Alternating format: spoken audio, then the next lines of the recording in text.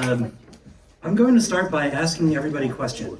Raise your hand if you have a birthday that falls between December 25th and January 6th. Oh, nobody. One? Oh, got one. Okay. This guy! Happy birthday. Well, anyway, the reason I asked that is because normally the birth of a child is something to celebrate. I mean, one of the biggest holidays we have this month is the celebration of just that, the birth of a child. But because the significance of that child in a lot of countries in Europe, particularly northern Italy, where this particular story comes from, it's considered an ill omen if a child is born at the same time. This particular story, the main character is nameless, but for the sake of making it easier for me, I'm naming him Diego. Diego was born on Christmas Day many years ago in northern Italy, and because of that he was marked with a curse. For the first 6 years of his life, nothing really happened, but then the curse started to bring itself about during the beginning of his 7th year. It was Christmas Eve, and all the villagers in his neighborhood were out partying and celebrating the coming of the Christmas season. As you know, loud noises, lots of food and drink and merriment.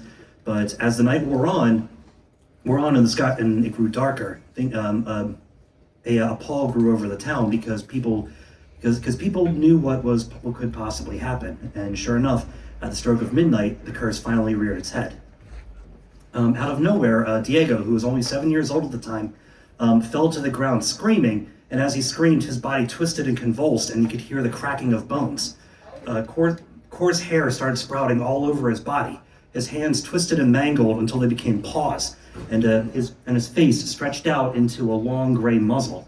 And sure enough, the scream slowly faded away and turned into a low growl.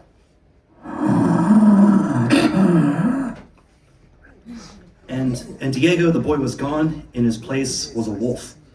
Now, fortunately, he was a pretty small wolf, so the villagers were able to drive him away with sticks and the clattering of loud pots and pans, and he ran off howling into the night, only to return as a boy again Christmas morning. Each year, the Christmas celebrations pretty much follow the same way. Celebrations would start, then at the stroke of midnight, Diego would turn into a wolf. But what happened was, each year, as Diego grew older, the wolf grew bigger and bigger, until eventually the villagers moved the celebrations inside, away from Diego, and stayed indoors with the doors locked and the fires roaring for the rest of the night. Now, despite this, Diego grew up into a very strong, healthy, and handsome young man, and he quickly won the admiration of a lot of the young girls in the village. And it wasn't too long that he found that he was married to another young lady named Tara. So the two of them were very happy newlyweds, but there was still the whole issue of, at Christmas time, Diego was a werewolf. So in order to work around that, Diego and Tara had this special arrangement. Diego would leave the house Christmas Eve a little bit before midnight, and Tara would lock the door behind him and keep the fire raging. At which point she would wait up for him, and then wait for the coming dawn, and the telltale sign that Diego was a human again. 3 knocks. At which point Diego would come in. She would clean off any blood that was left on his hands or lips, and then put him to bed so he could sleep off the rest of the holiday. This went on for 2 years without a hitch. The third year, and midway through the 3rd year, Tara found herself pregnant, and she was very far along by the time Christmas came around again. So they did what they normally did. Diego went out before midnight, and Tara locked the door behind her and kept the fire raging. But she was very tired from just carrying around a baby for months on end. Plus, it was very late, and she could just see the first purple rays of dawn coming over the horizon when she heard a noise at the door.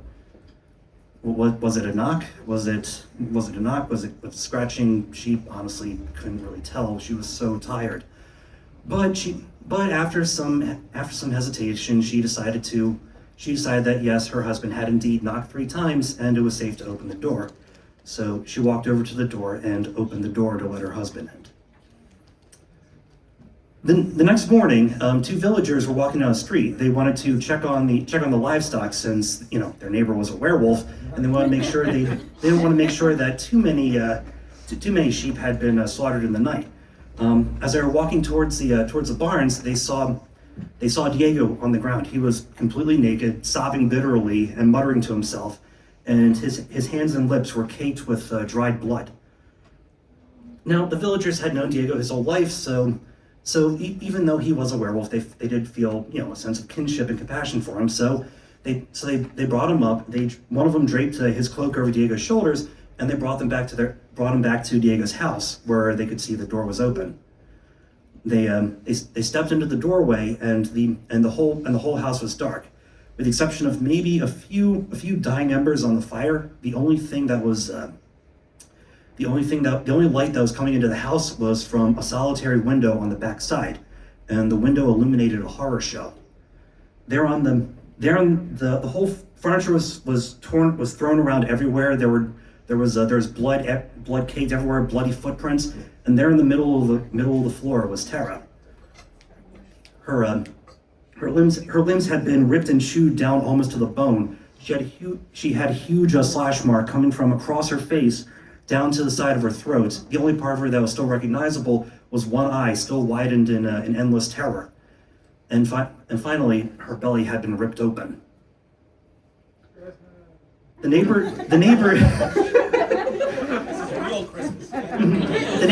neighbors did what they could. They gathered the remains of Tara and their unborn child and buried them quick in a quick ceremony, and they kept their eyes on Diego for a few days. But unfortunately, they didn't keep a close enough eye on him, because 3 days later he stabbed himself with a dagger.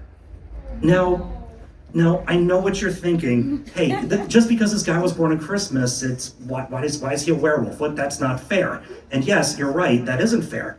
But there is something to keep in mind just about the society that the storyline came from. See, Christmas and Yule and all the other holidays fall on the darkest, coldest, and leanest times of year, when families really have to rely on anything and everything that they've gathered over the year from just from food and other supplies. And a child born from the wrong time is an extra mouth to feed in a time where you really can't afford to spare anything. So a child born at the wrong time of year can really mean life or death, even if they don't necessarily turn into a wolf. And on that cheery note, I thank you. Give it up for Chris Reuther.